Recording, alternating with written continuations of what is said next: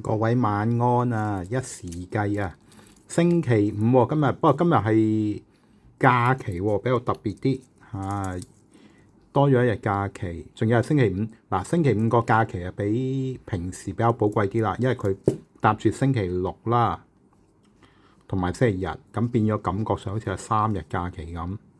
咁有啲朋友都會請假去旅行啦，咁應該就會返內地拜山就多啦，清明節。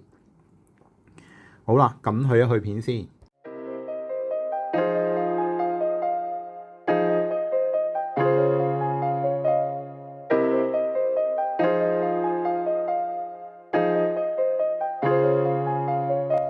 大家好啊！今次我請咗阿龍嚟幫手啊！我呢度一時計，我呢個頻道係講錶嘅，為你講錶嘅係我萬師兄，多謝大家收看。星期五啊，一時計嘅直播節目都可以同大家分享一下啦，即係今個星期發生啲咩事啦。咁喺一時計嗰度咧，就因為有地方啦，就俾我可以發揮到更加多一啲維修嘅方便啦，真係好方便啦。整完就咁拍拍籮柚走攞要瞓覺喎，唔使執嘢。咁呢一隻就係浪琴啦，呢一隻係22AS 機芯。嗱，有師兄要咗㗎啦，呢隻已經好快手。咁呢隻錶咧，佢有黃金嘅個黃金圈啦，同埋有個金套耳仔腳啦，係一啲比較難即係高嘅手工，即係高度嘅手工啦，可以話機芯都好難整啊。不過得閒咧咁啊整到咯，我都冇諗住整到咁整到啊，好彩啦叫做係啦。咁佢18000震頻啦，2個 MHz 嘅啫。咁見佢嗰支針就知㗎啦，跳下跳下跳下咁。但係嗰個金咧就真係好靚啊！個金喺實物仲靚啲嘅，應該就係、好啦。咁有聲要咗㗎啦呢隻，咁純粹係話個機芯係比較難整啲啦，咁都整咗啦。咁有啲得意嘢喎呢隻，俄羅斯賣緊1800蚊啊呢隻嘢。咁呢隻嘢基本上就唔係好值錢。第一佢字釘甩咗，係啦，咁都啲嘢都唔使賣㗎啦，就擺喺度陪我過世㗎啦。佢過癮在咧，星辰錶佢呢個係大錶頭，但係要撬蓋喎，唔係扭落去嗰啲啊，即係比較特別啲。我整下整下都覺得，咦幾神奇喎！咁隻錶翻嚟都污糟㗎呢啲，咁我都會盡量清潔咗佢啦，保證咧比較靚仔啲擺喺度。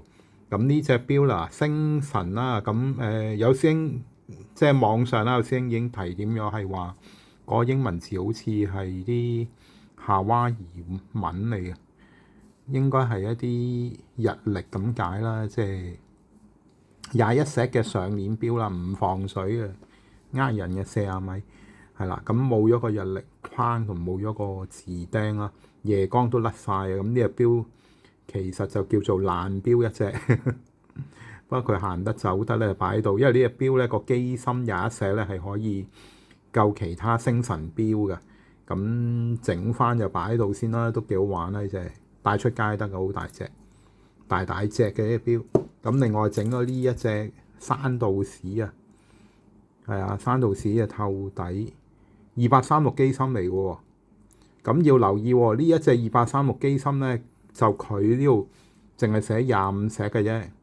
咁同埋佢呢度就冇打瑞士製造㗎。係啦，佢就係話俾你聽係瑞士組裝錶啦，係啦。咁佢呢一隻咧就係高級版嚟嘅，應該都係屬於嗰啲鋼水鋼材都好靚。咁呢一隻山道士咧就係236機芯嚟嘅，高級版意思個舵都有打花㗎。咁唔係2824得唔得咧？都勉強啦，即係都要接受啦，因為佢嗰個年代已經啱啱冇2824啦，已經去到。買到冇晒啊，所以焗住要2836改落去，會唔會有？係啊，有星期嗰個輪喺度轉，不過佢呢個冇咗㗎啦，佢 cut 咗嘅，淨係得個日曆。咁嘅錶翻嚟咧，好垃圾。要大維修啊！呢個錶係咁一整翻我都幾靚幾得意，成日撈咁啊。2836係好容易講錯，2824又有透底。金鋼款式啊，幾好啊呢隻。星期六留意下佢啦，呢隻都屬於幾靚啊，仲有啲大粒嘅仿鑽石啦，呢啲唔係鑽石冇睇落去都唔係話太閃，咁呢隻錶都可以嘅。好啦，跟住又今日咧整咗啲古靈精怪嘢啦，呢隻樂都錶話即刻有人舉手，唔好舉住星期六先啦，比較特別啲啦。唔好玩個星期日曆啊，呢個校針都已經有啲勉強啊，太難搞啊！呢隻 AS2066 萬師兄嘅殺手機芯啊 ，AS2066 咧係嗰個中心輪咧嗰個設計咧係唔同咗噶，要嗰啲齒輪係你自己上網揾下啦。呢個機芯係高難度啲嘅，咁佢延伸咗咧就變咗係呢一隻啦。AS 機芯啊 GP 呢隻俾我整翻啦又。佢首先佢壞咗嗰樣嘢咧，我啱啱有隻生鏽嘅 GP 嗰件零件啱佢用，跟住整完之後又上唔到鏈喎。咁而家整咗之後咧，又再上翻鏈啦，可以知道問題喺邊度，係啦，聚焦喺嗰個問題度解決咗。咁呢隻 GP 咧就本身咧成隻都係金色嘅，就唔知邊個手多起咗嗰啲金，咁但係好彩佢起得咧都叫勻循，就變咗隻銀錶嚟嘅，唔係銅嚟嘅，銀嚟嘅，銀包金。咁呢隻錶就係10大名錶，但係用啲高級嘅材料啦，都啱嘅。25石嘅普通機芯啊 ，GP 嘅普通機芯。睇下呢隻樂都先，嗱呢隻樂都幾得意啊！佢呢啲飾面真係好少有，係啊。校針嗰個係難少少，不過都可以克服到嘅。膠鏡嘅幾靚仔，整好晒色肉，翻嚟唔識咗就停咗喺度。就呢隻，哇！今日好多標睇啊，拿啲標出嚟咁都做咗一集啊嘛，起碼都可以講下嘢。係啊，今日係錄影直播播放啊，因為應該今晚都冇乜時間啦，做定嗰個條片咧，我哋俾大家欣賞啊，係啦。今個星期有啲咩特別嘢啊？勞力士咯，勞力士出咗好多新款嘅手錶啦，最重要佢係全部透底嗰啲透底錶。咁我就冇咁多，但係佢有幾隻咧，其實 Air King 嗰啲古董嗰啲錶都似佢而家新款，佢都係復刻翻嗰啲。咁亦都我諗 Air King 都可以考慮嘅，如果有 Air King 都買一個嘅，係啦。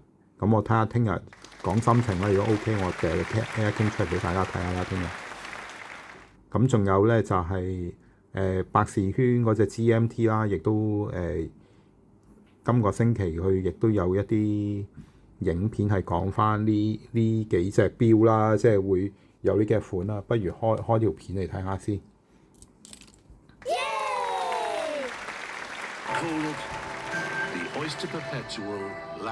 Oyster Perpetual 啊，永恆嘅葡式腕錶，係啦，全部做太大嘅。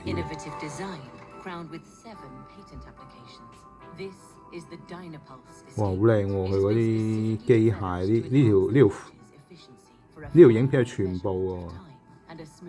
哦，個齒輪都丟咗花喎。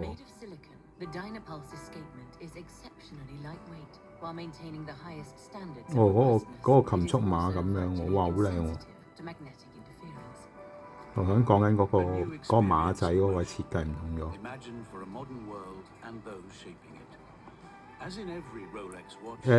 啲錶可唔可以炒得起咧？我相信又應該炒又無謂啦，即係買嚟戴或者係保值應該會有啦。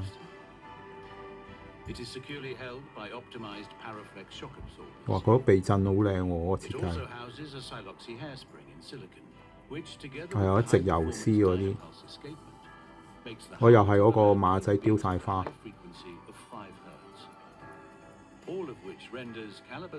哦，7135機芯。個台應該係18K 金嘅。7135機芯。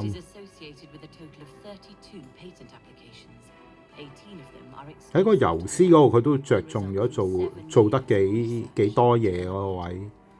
有雕花啦，又計過嗰個力學原理啦。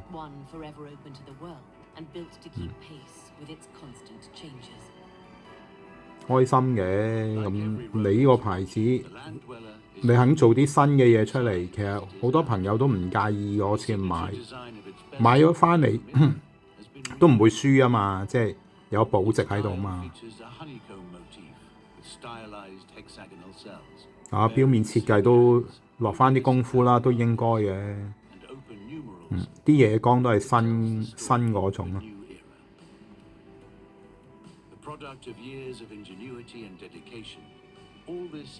似嗰陣時嗰隻咩啊？入電嗰隻啊，好薄喎，7135機芯。總統帶有方形起角。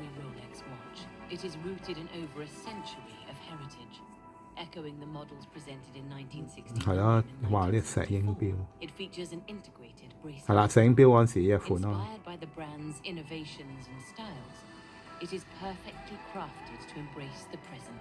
係啊，致敬翻自己以前嗰石英錶。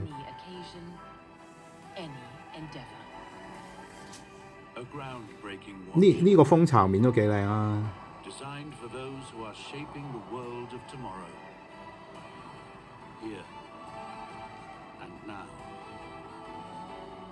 OK 啊，呢隻個顏色都配得好好。我有2隻色嘅喎，3隻。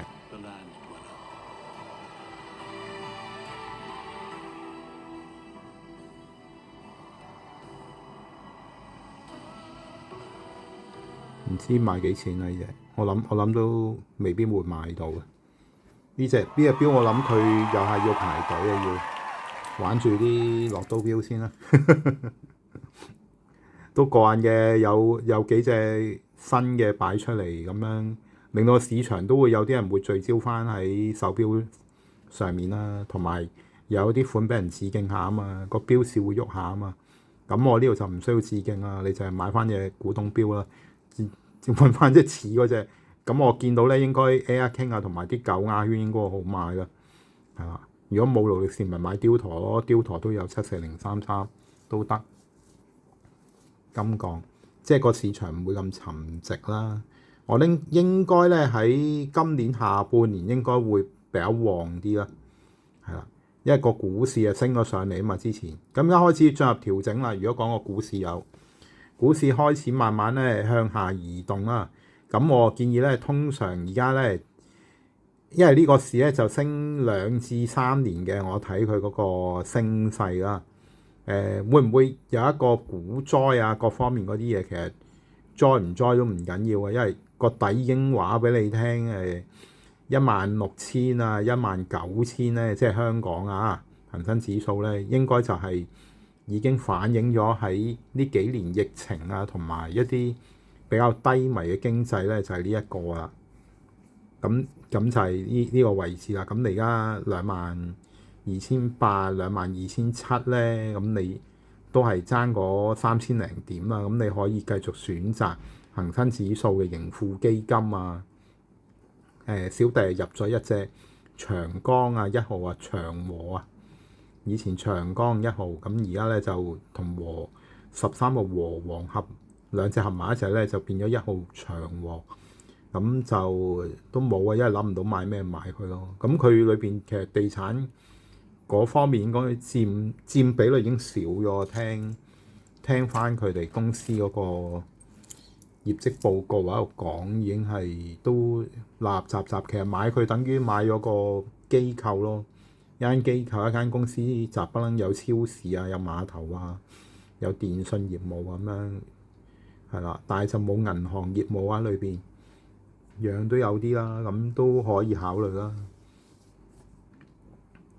呢隻山道士啲石啊做得幾大粒，呢啲錶亦都係可遇不可求啦。因為如果你呢隻錶喺正常嚟喺錶鋪咧，你見到咧，喂，你唔會買啊？點買啊？開你3400啊啲嘢買，所以買隻二手錶咧，你開心嘅買到有。因為你戴都二手啊，你新嘅你戴2戴都變舊錶咯。好似我嗰陣時買新錶，隻都3000啊、6000啊、12000啊，有啲2萬幾咁樣，係啦，係咁多啦，因為買唔到再貴嗰啲啦，咁樣買法好易破產啊。咁啊，買呢幾隻新錶，而家變咗舊錶啦。咁你話保唔保值咧？其實除咗勞力士、雕台之外，其他牌子都跌得好犀利，根本都唔係好值錢咯。同埋我日本帶翻嚟嗰啲都冇賺錢就賣得出去。基本上其他牌子嗰啲唔係投資項目嗰啲手錶咧，要買你真係要三思諗清楚，抵玩先好買咯。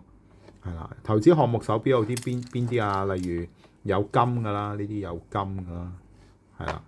除咗啲有金之外，仲有牌子啦，係啊，芝柏啊呢啲係啦。咁呢度都有隻啦，呢隻呢隻未出，呢隻聽日出啦，呢隻係啊。我仲有隻整緊嘅，嗰隻我就留翻俾自己玩啦。咁呢隻都 OK 嘅，狀態又普通啦，叫做，但係你叫做隻 GP 大廈咁咯，呢隻叫做就唔夠上次嗰個金色靚啦。上次金色係39石，呢隻得個25粒石嘅啫呢個。咁我師兄買咗之後都係咁同我講，讚口不絕。其實你唔係讚我哋讚隻錶啦，隻錶設計得好啫，我只不過整翻喐佢嘅啫，冇咩好整啊，你整錶啫嘛。啊，睇多次呢隻 Longines，我好中意呢隻。我冇諗住有師兄要，其實我諗住買貴少少，等大家冇易舉手。原來已經買平咗，咁是但都冇乜所謂嘅，係啊，大家開心就得。因為佢連啲字釘都係金嘅，呢啲金嘅啲字釘，我盡量拋翻光少少啦，變咗隻錶狀態非常之好。呢隻古董錶，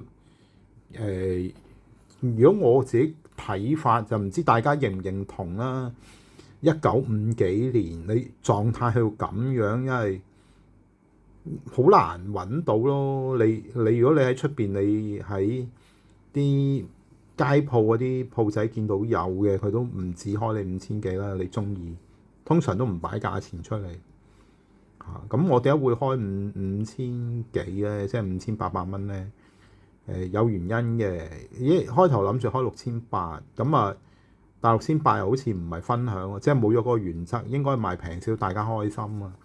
咁同埋隻錶又唔同人哋，如果買萬幾，外國嗰啲買萬幾啲，佢嗰個洗油啊同埋維修嗰樣嘢又同我又爭一大橛啦。人哋有晒機有儀器，有一啲高級嘅工具去做，咁啊抵去值萬幾啦。咁但係我呢邊就唔係，我普通清潔翻，但係就隻錶啲粒油嗰啲處理咗佢識行咁樣，所以我嗰個價錢做低啲都可以嘅。咁手工嘅嘢好睇個人咯，你洗到乾淨嘅咁當然係貴啦，零件又要再配新嘅。咁但係其實你唔配嘅，咁而家你咁嘅狀態都好好啊。呢隻係啊，行得幾好啊，一路喺度拍緊呢條片嗰陣時，一路行得好啊。跟住呢一隻應該聽日都有人爭崩頭噶啦。樂都錶呢一隻款咧，其實我之前都有隻嘅，但係佢嘅零件就好殘缺啦。呢一隻叫做好啲，就變咗可以整翻喐，因為啲全部都係好舊嘅呢啲錶，真係好少可見到，係啦。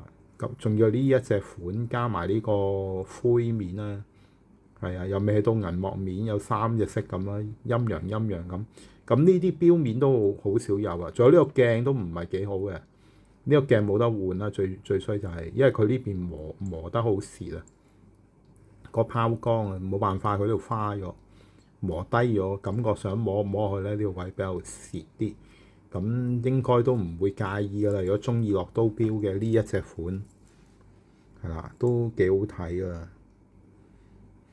仲有啲咩講啊？今個星期就除咗手錶就做咩特別嘢咧？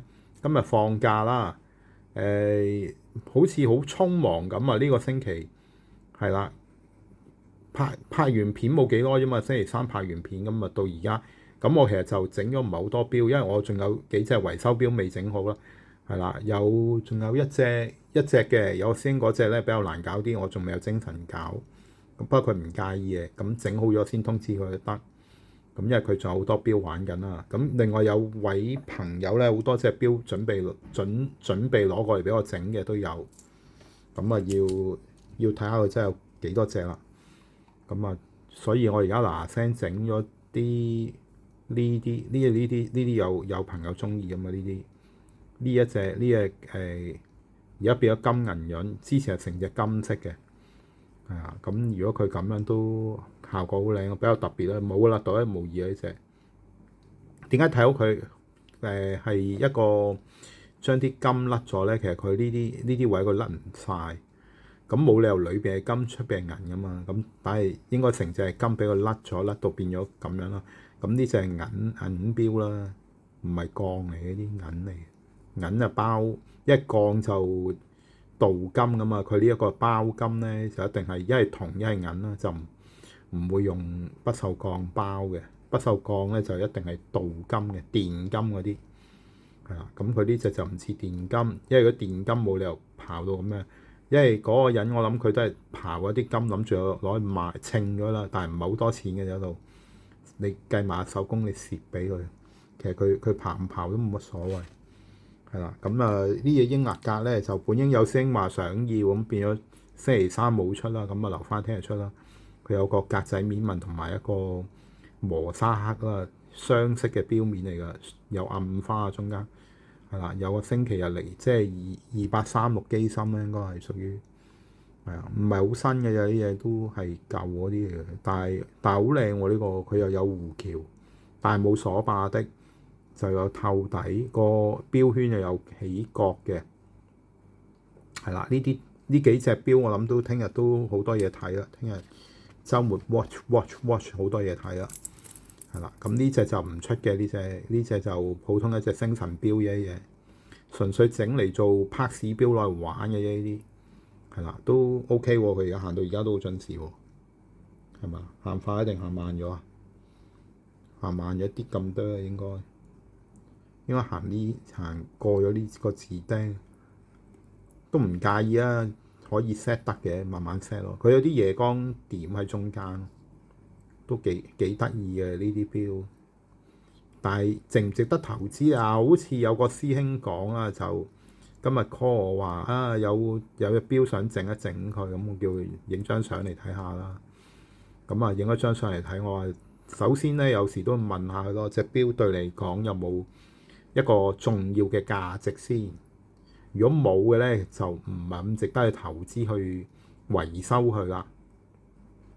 唔係我懶唔想做喎，而係你諗下啦，如果隻錶你整翻你都唔帶擺喺度咧，擺下壞咗咧，你到時又要整啊！你反而到時你先一次過攞嚟整，或者你擺下都已經唔記得咗佢咧，咁你直頭可以帶翻新嘅錶啦。因為你嗰啲都佢嗰隻錶都仲要係日本錶嚟嘅，所以即係呢啲日本錶就求其喐得啊算㗎啦。即係如果你要配零件啊，好貴啊呢啲。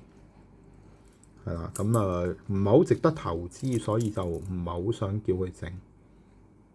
咁個玩錶個角度就係你會有幾隻錶中意嘅，自己本身譬如有啲師兄而家都入到10幾20隻啦。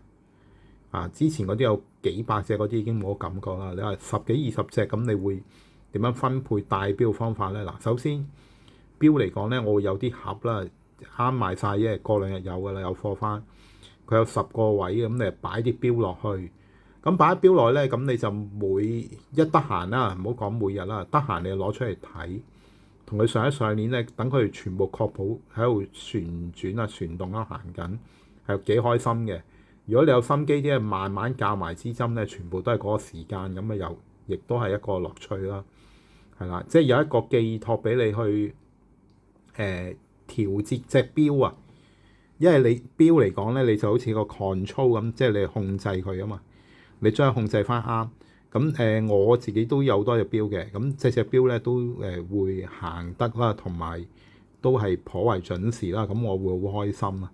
咁有錶唔準時嘅，咁我都唔介意嘅。譬如你陀錶嗰啲校唔到準時噶啦，因為佢當年咧都係俾你睇日出日落嘅啫，係咁依計下1個鐘頭有幾耐咁樣，所以隻錶個準時個程度咧冇乜人會太介意啊，亦都冇得度啦嗰個年代，咁係而家個科技先有一度就會要求高咗啫，咁唔係就唔需要噶啦。咁樣就變咗我有一錶咧都唔係好準時，咪擺喺度咯。